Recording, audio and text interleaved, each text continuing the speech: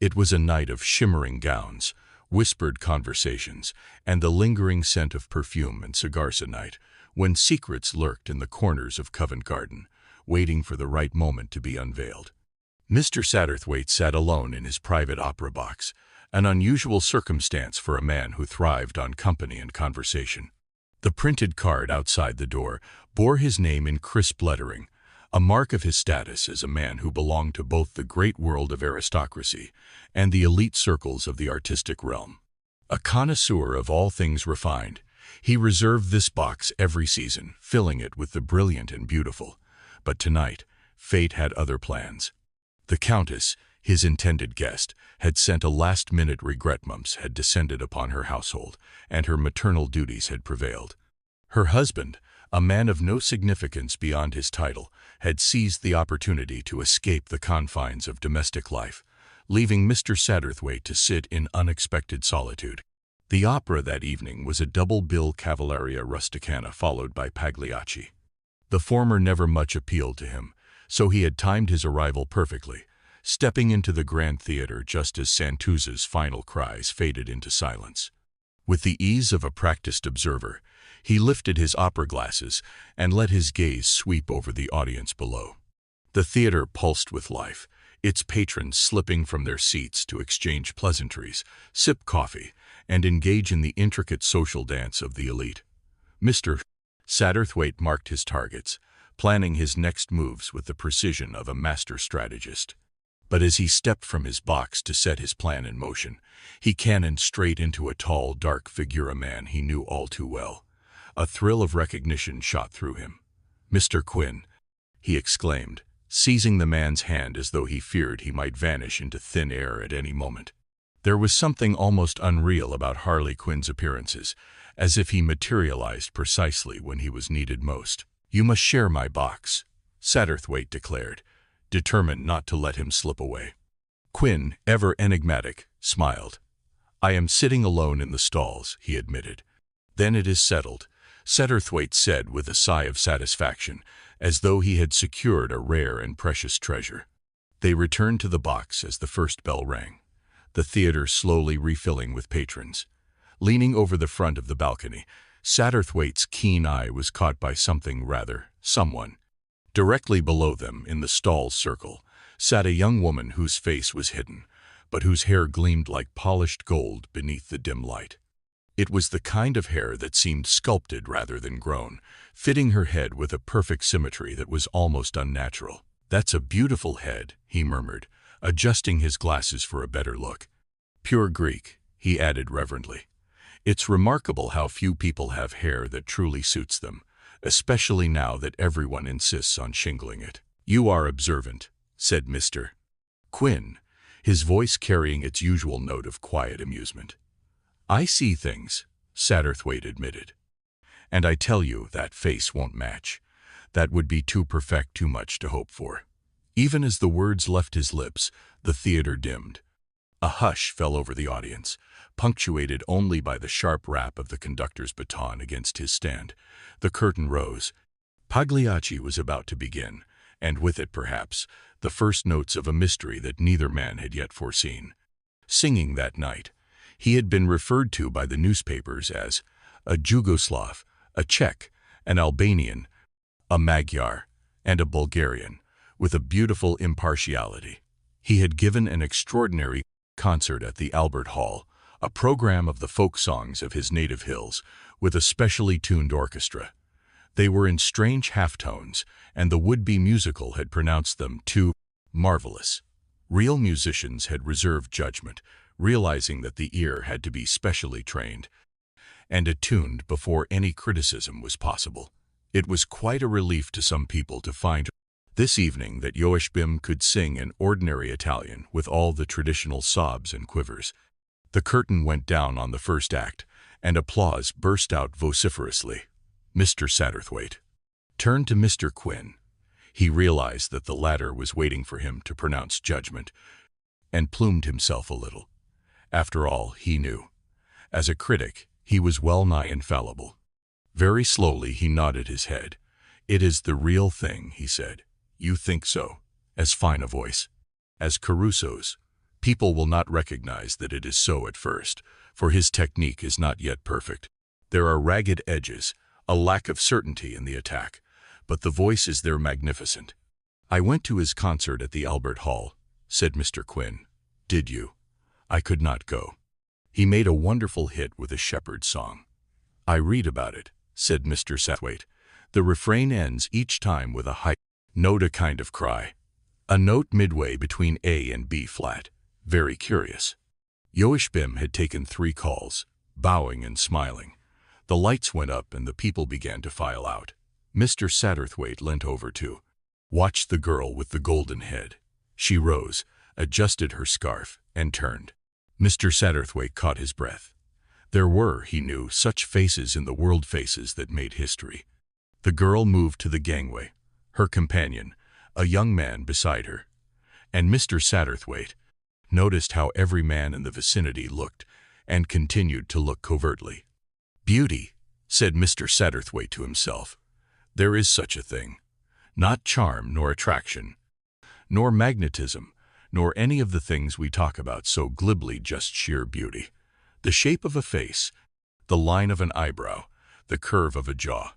He quoted softly under his breath, "The face that launched 1,000 ships." And for the first time he realized the meaning of those words.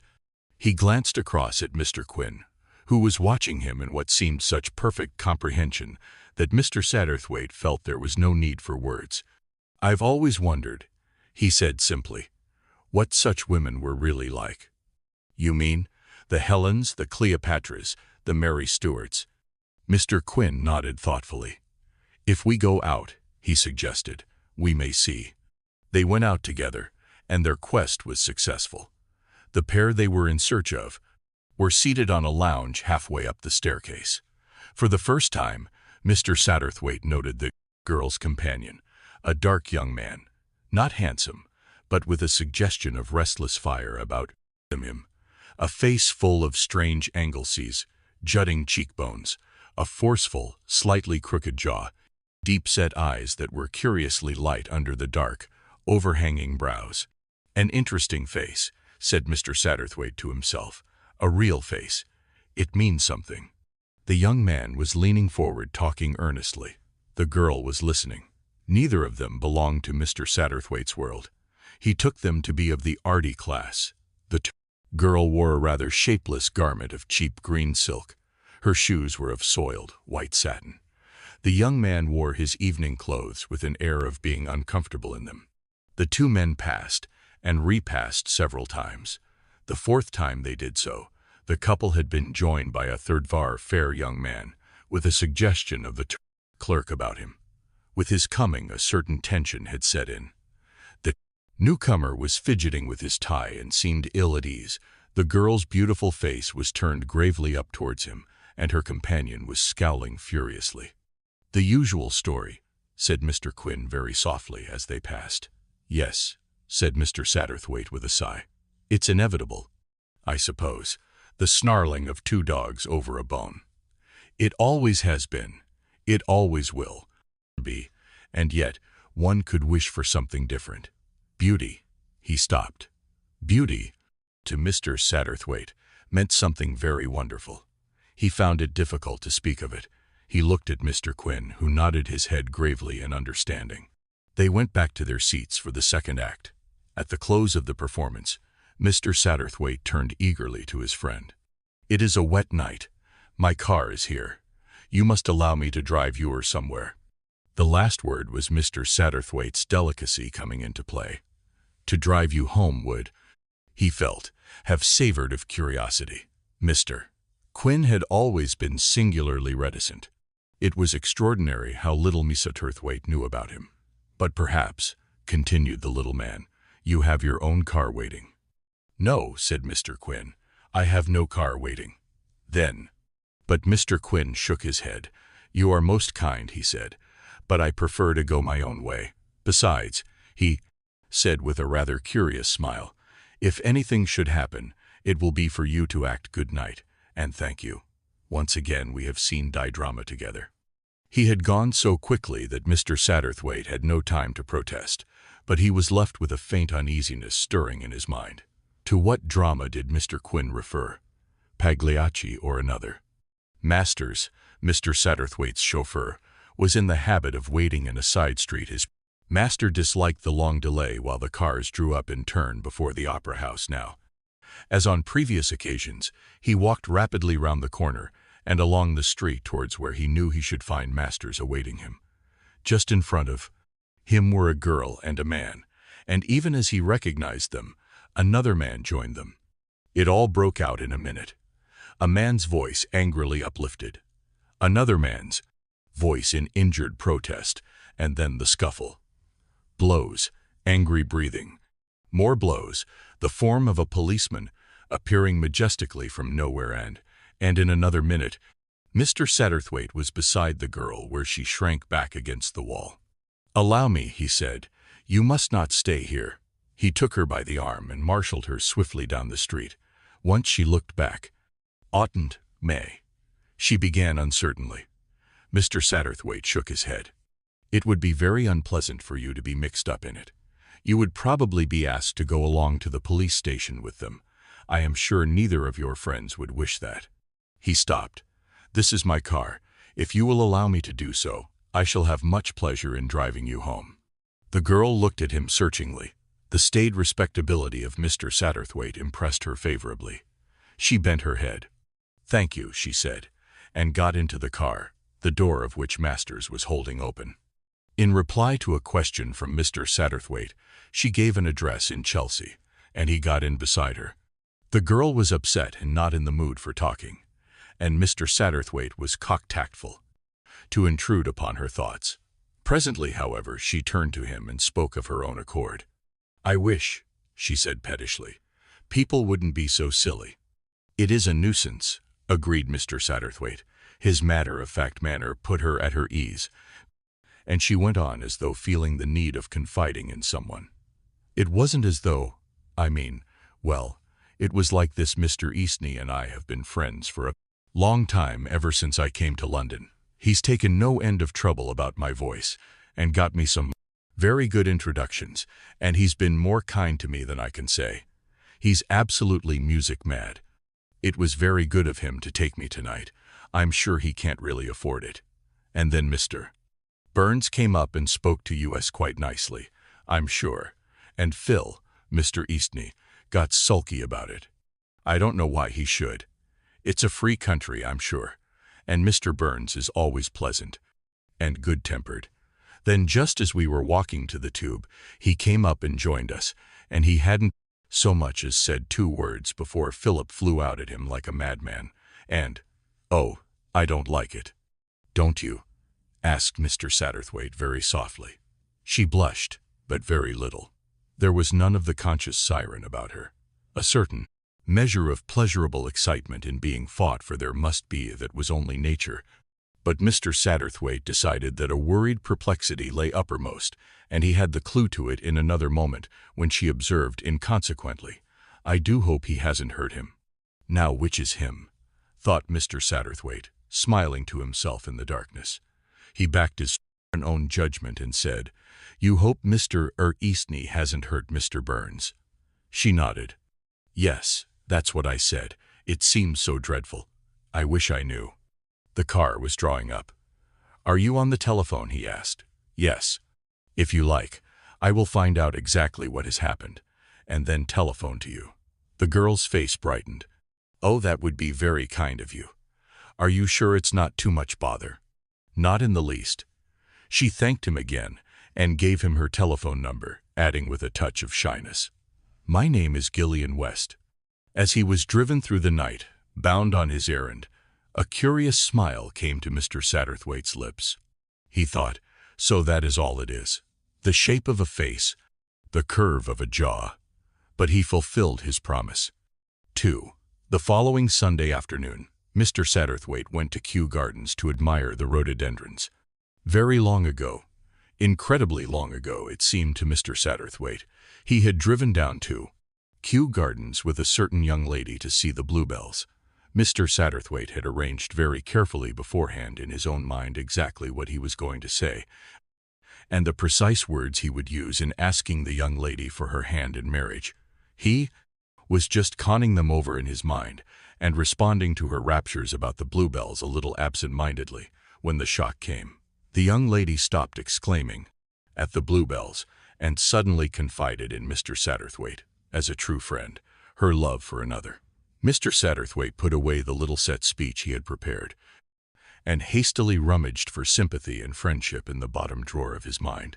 Such was Mr. Satterthwaite's romancea, rather tepid early Victorian one, but it had left him with a romantic attachment to Kew Gardens, and he would often go there to see the bluebells, or, if he had been abroad later than usual, the rhododendrons, and would sigh to himself and feel rather sentimental, and really enjoy himself very much indeed in an old-fashioned, romantic way. This particular afternoon he was strolling back past the tea-houses when he recognized a couple sitting at one of the small tables on the grass. They were Gillian West and the fair young man, and at that same moment they recognized him. He saw the girl flush and speak eagerly to her companion. In another minute he was shaking hands with them both in his correct, rather prim fashion, and had accepted the shy invitation proffered him to have tea with them. "I can't tell you, sir," said Mr. Burns, "how grateful I am to you for looking after Gillian the other night. She told me all about it." "Yes, indeed," said the girl. "It was ever so kind of you." Mr. Satterthwaite felt pleased and interested in the pair. Their naivete and sincerity touched him. Also, it was to him a peep into a world with which he was not well acquainted. These people were of a class unknown to him. In his little dried-up way, Mr. Satterthwaite could be very sympathetic. Very soon he was hearing all about his new friends. He noted that Mr. Burns had become Charlie, and he was not unprepared for the statement that the two were engaged. "As a matter of fact," said Mr. Burns, with refreshing candor, "it just happened this afternoon, didn't it, Gil?" Burns was a clerk in a shipping firm. He was making a fair salary, had a little money of his own, and the two proposed to be married quite soon. Mr. Satterthwaite listened, and nodded, and congratulated. An ordinary young man, he thought to himself, a very ordinary young man. Nice, straightforward young chap, plenty to say for himself, good opinion of himself, without being conceited, nice-looking without being unduly handsome. Nothing remarkable about him, and will never set the Thames on fire. And the girl loves him. Aloud he said, "And Mr. Eastney." He purposely broke off, but he had said enough to produce an effect for which he was not unprepared. Charlie Burns's face darkened, and Gillian looked troubled. More than troubled, he thought. She looked afraid. "I don't like it," she said in a low voice. Her words were addressed to Mr. Satterthwaite, as though she knew by instinct that he would understand a feeling incomprehensible to her lover. "You sees, he's done a lot for me. He's encouraged me to take up singing, and helped me with it. But I've known all the time that my voice wasn't really good, not first class. Of course I've had engagements." She stopped. "You've had a bit of trouble too," said Burns. "A girl wants someone to look after her. Gillian's had a lot of unpleasantness, Mr. Satterthwaite. Altogether, she's had a lot of unpleasantness. She's a good looker, as you can see, and well, that often leads to trouble for a girl." A shadow of unfinished stories. Between them, Mr. Satterthwaite gradually pieced together a picture of various unsettling incidents, casually dismissed by Charles Burns as mere unpleasantness. A young man had shot himself, tragic, but vague in detail. A bank manager, a respectable married man, had acted in a most inexplicable manner. An unknown, violent stranger, clearly off his head, had caused a scene. An elderly artist had exhibited wild, irrational behavior. Each episode, scattered and seemingly unrelated, had one common thread: Gillian West. Everywhere she went, turmoil followed. Burns recounted these events in his usual matter-of-fact tone, yet to Mr. Satterthwaite, the pattern emerging was far from ordinary. "And it's my opinion," Burns concluded, leaning back with a self-satisfied air, "that this fellow Eastney is a bit cracked. Gillian would have had trouble with him if I hadn't been around to look after her." His laugh, meant to sound confident, instead came off as hollow, and Mr. Satterthwaite noted that Gillian did not respond with so much as a smile. Instead, she turned to him, her eyes dark with something unreadable. "Phil's all right," she said slowly, as though choosing her words with care. "He cares for me, know that, and I care for him too, like a friend. But not in that way." She hesitated, her fingers tightening around the edge of her glove. "I don't know how he'll take the news about Charlie. I'm afraid he might." Her voice faltered, her fear unspoken but palpable. "If I can help in any way, Mr. Satterthwaite said at once, his voice warm with sincerity. "Please, you need only ask." For a fleeting second, he thought he saw resentment flicker across Burns's face, but Gillian answered simply, "Thank you." That evening, Mr. Satterthwaite left with a promise to visit Gillian for tea the following Thursday, and as the day approached, he found himself anticipating it with an almost youthful excitement. "I'm an old man," he mused to himself with a wry smile, "but not too old to be captivated by a face." A face. Then suddenly, an inexplicable shadow passed over his thoughts, and he shook his head, troubled by a vague unease. When he arrived, Gillian was alone. She looked happier, lighter, as though some great weight had been lifted. "I dreaded telling Phil about Charles," she admitted, pouring the tea. "It was silly of me, I should have known better. He was upset, of course, but he was so sweet about it, truly kind. Look what he sent me this morning, a wedding gift." She turned, gesturing to an elegant wireless set, sleek and modern, its dials gleaming in the afternoon light. It was a fine gift, an expensive one for a man in Philip Eastney's circumstances. "We both love music," she explained, smiling wistfully. "Phil said that when I listen to concerts on this, I should think of him. And I will. We've been such good friends." Mr. Satterthwaite studied her, his keen eyes missing nothing. "You must be proud of your friend," he said gently. "He seems to have taken it like a true sportsman." Gillian nodded, but her smile wavered, and he saw her eyes glisten with unspilled tears. "He asked me to do one thing for him," she murmured. "Tonight is the anniversary of the day we first met." Her voice drifted off, and for the first time Mr. Satterthwaite felt a strange foreboding settle over him. The room was warm, the tea fragrant, the wireless silent. Yet, in that moment, he could not shake the feeling that an unseen story was still unfolding, one whose ending had not yet been written. "He asked me if I would stay at home quietly this evening and listen to the wireless program, not to go out with Charlie anywhere. I said, of course I would, and that I was very touched, and that I would think of him with a lot of gratitude and affection." Mr. Satterthwaite nodded, but he was puzzled. He was seldom at fault in his delineation of character, and he would have judged Philip Eastney quite incapable of such a sentimental request. The young man must be of a more banal order than he supposed. Gillian evidently thought the idea quite in keeping with her rejected lover's character.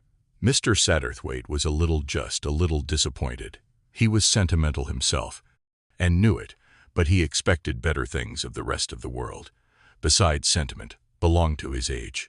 It had no part to play in the modern world. He asked Gillian to sing, and she complied. He told her her voice was charming, but he knew, quite well in his own mind, that it was distinctly second class. Any success that could have come to her in the profession she had adopted would have been won by her face, not her voice. He was not particularly anxious to see young Burns again, so presently he rose to go. It was at that moment that his attention was attracted by an ornament on the mantelpiece which stood out among the other, rather gimcrack objects, like a jewel on a dust heap. It was a curving beaker of thin green glass, long-stemmed and graceful, and poised on the edge of it was what looked like a gigantic soap bubble, a ball of iridescent glass. Gillian noticed his absorption. "That's an extra wedding present from Phil. It's rather pretty, I think. He works in a sort of glass factory." "It is a beautiful thing," said Mr. Satterthwaite reverently. "The glass blowers of Murano might have been proud of that." He went away with his interest in Philip Eastney strangely stimulated. An extraordinarily interesting young man, and yet the girl with the wonderful face preferred Charlie Burns. What a strange and inscrutable universe. It had just occurred to Mr. Satterthwaite that owing to the remarkable beauty of Gillian West, His evening with Mr. Quin had somehow missed fire. As a rule, every meeting with that mysterious individual had resulted in some strange and unforeseen happening. It was with the hope of perhaps running against the man of mystery that Mr. Satterthwaite bent his steps towards the Arlecchino restaurant, where once, in the days gone by, he had met Mr. Quin, and which Mr. Quin had said he often frequented. Mr. Satterthwaite went from room to room at the Arlecchino, looking hopefully about him, but there was no sign of Mr. Quin's dark, smiling face. There was, however, somebody else. Sitting at a small table alone was Philip Eastney. The place was crowded, and Mr. Satterthwaite took his seat opposite the young man. He felt a sudden strange sense of exultation, as though he were caught up and made part of a shimmering pattern of events. He was in this thing, whatever it was. He knew now what Mr. Quin had meant that evening at the opera. There was a drama going on, and in it was a part, an important part, for Mr. Satterthwaite. He must not fail to take his cue and speak his lines. He sat down opposite Philip Eastney with the sense of accomplishing the inevitable. It was easy enough to get into conversation. Eastney seemed anxious to talk. Mr. Satterthwaite was, as always, an encouraging and sympathetic listener. They talked of the war, of explosives, of poison gases. Eastney had a lot to say about these last, for during the greater part of the war he had been engaged in their manufacture. Mr. Satterthwaite found him really interesting. There was one gas, Eastney said, that had never been tried. The armistice had come too soon. Great things had been hoped for it. One whiff of it was deadly. He warmed to animation as he spoke. Having broken the ice, Mr. Satterthwaite gently turned the conversation to music. Eastney's thin face lit up. He spoke with the passion and abandon of the real music lover. They discussed Joachim, and the young man was enthusiastic. Both he and Mr. Satterthwaite agreed that nothing on earth could surpass a really fine tenor voice. Eastney, as a boy, had heard Caruso, and he had never forgotten it. "Do you know that he could sing to a wine glass and shatter it?" he demanded. "I always thought that was a fable," said Mr. Satterthwaite, smiling. "No, it's gospel truth, I believe. The thing's quite possible. It's a question of resonance." He went off into technical details. His face was flushed, and his eyes shone. The subject seemed to fascinate him, and Mr. Satterthwaite noted that he seemed to have a thorough grasp of what he was talking about. The elder man realized that he was talking to an exceptional brain, a brain that might almost be described as that of a genius. Brilliant, erratic, undecided as yet as to the true channel to give it outlet, but undoubtedly genius. And he thought of Charlie Burns and wondered at Gillian West. It was with quite a start that he realized how late it was getting, and he called for his bill. Eastney looked slightly apologetic. "I'm ashamed of myself running on so," he said, "but it was a lucky chance sent you along here tonight. I needed someone to talk to this evening." He ended his speech with a curious little laugh. His eyes were still blazing with some subdued excitement, yet there was something tragic about him. "It has been quite a pleasure," said Mr. Satterthwaite.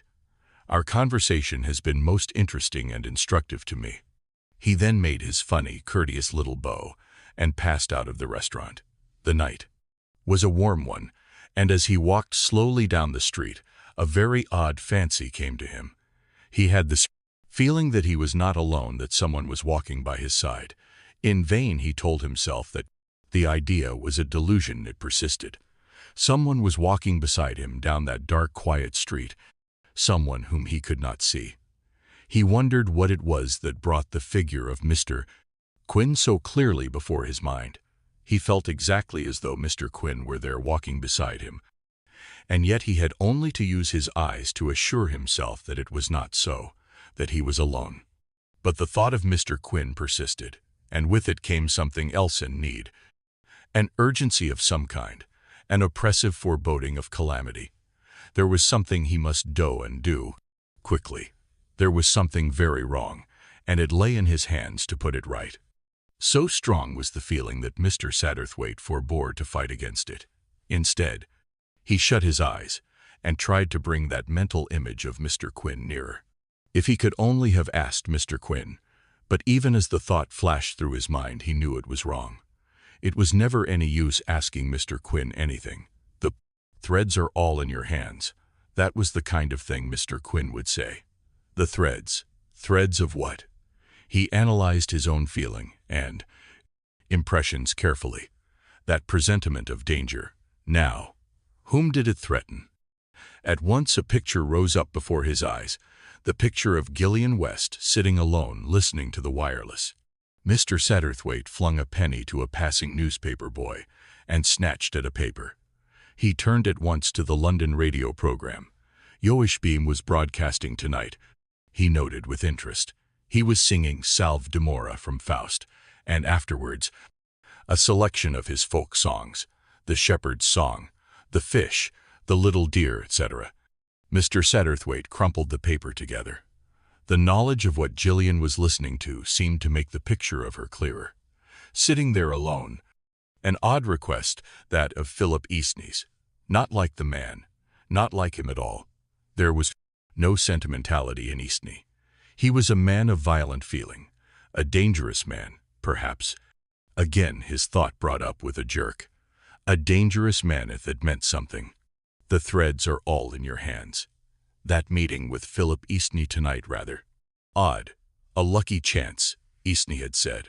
Was it chance?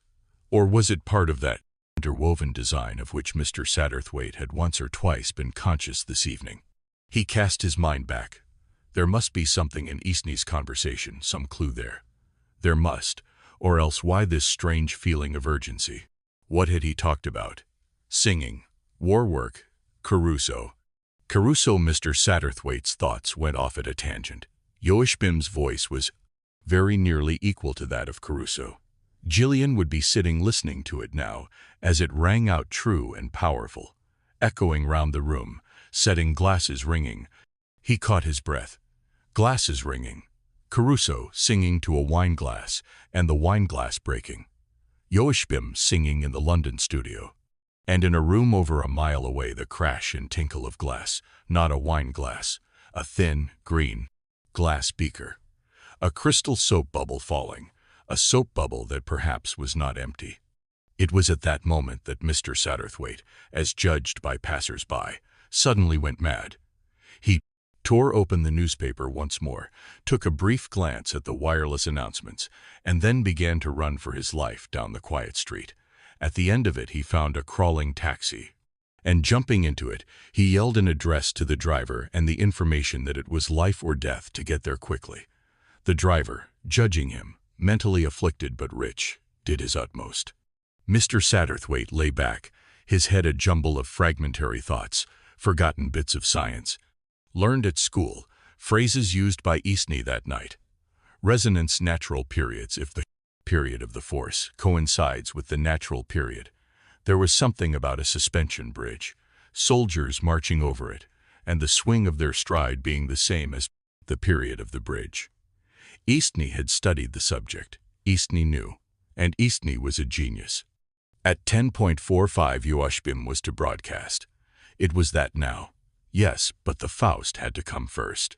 It was the shepherd's song, with the great shout after the refrain that would do what? His mind went whirling round again. Tones, overtones, halftones. He didn't know much about these things, but Eastney knew. Pray heaven he would be in time. The taxi stopped. Mr. Satterthwaite flung himself out and raced up the stone stairs to a second floor like a young athlete. The door of the flat was soon ajar. He pushed it open, and the great tenor voice welcomed him. The words, the shepherd's song, were familiar to him in a less unconventional setting. Shepherd, see thy horses flowing Manus. He was in time then. He burst open the sitting-room door. Gillian was sitting there in a tall chair by the fireplace. Byra Misha's daughter is to wed today. To the wedding I must haste away. She must have thought him mad. He clutched at her, crying out something incomprehensible, and half pulled, half dragged her out till they stood upon the stairway. To the wedding I must haste away, Yaha. A wonderful high note, full-throated, powerful, hit full in the middle, a note any singer might be proud of, and with it another sound, the faint tinkle of broken glass. A stray cat darted past them, and in through the flat door. Gillian made a movement, but Mr. Satterthwaite held her back, speaking incoherently. "No, no, it's deadly. No smell, nothing to warn you. A mere whiff, and it's all over. Nobody knows quite how deadly it would be. It's unlike anything that's ever been tried before. A fate sealed by the Thames." Philip Eastney glanced at his watch 11:30. For the past 45 minutes, he had paced the embankment, his footsteps echoing softly against the damp stone. The Thames stretched before him, dark and restless, its surface rippling under the moon's pale gaze.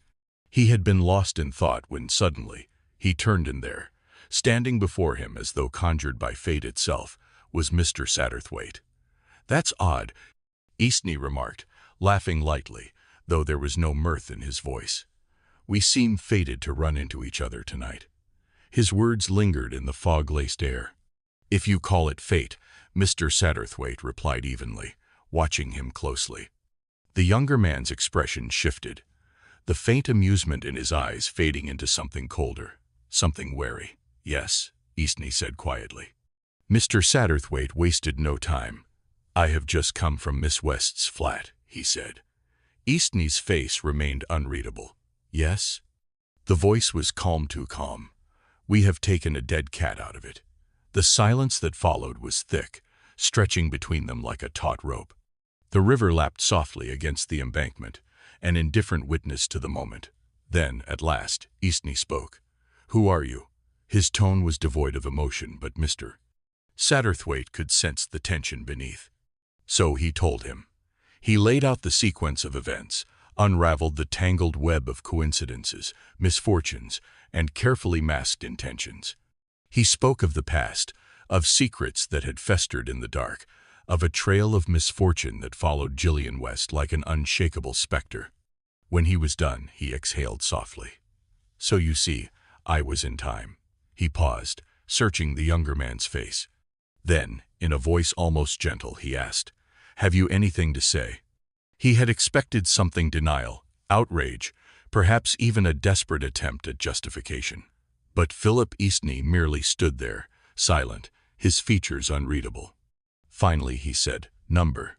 Then, without another word, he turned on his heel and walked away, vanishing into the night. Mr. Satterthwaite stood motionless, watching until Eastney's figure disappeared into the gloom. Despite everything, a strange pang of understanding gripped him. He felt an artist's recognition for another artist, a sentimentalist's sympathy for a true lover, a plain man's awe for a tragic genius. Eastney had played his part in a drama written long before this night. Now, the final act had begun. Shaking off his thoughts, he started walking in the same direction. The fog was thickening, curling low over the river. A policeman emerged from the shadows, his heavy boots scuffing against the stone. He studied Mr. Satterthwaite with suspicion before asking, "Did you hear a splash just now?" Mr. Satterthwaite hesitated only for a fraction of a second before answering, "Number." The policeman exhaled through his nose, peering out over the water. "Another one, I suppose," he muttered. "Another of these suicides. They will do it." His voice was laced with weary acceptance. "Money, mostly," he went on. Then, with a knowing shake of his head, he added, "Sometimes it's a woman. Not always their fault, but some women cause a lot of trouble." "Some women?" Mr. Satterthwaite murmured softly, his gaze still fixed on the inky black water.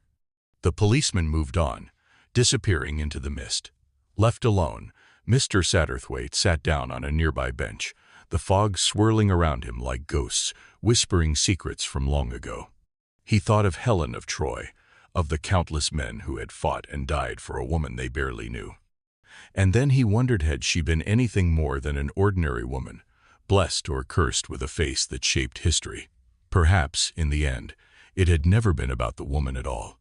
It had always been about the men who saw in her what they wanted to see, who wove their own fates with threads spun from obsession, love, and tragedy. And somewhere, out in the darkness, the Thames continued its endless silent watch.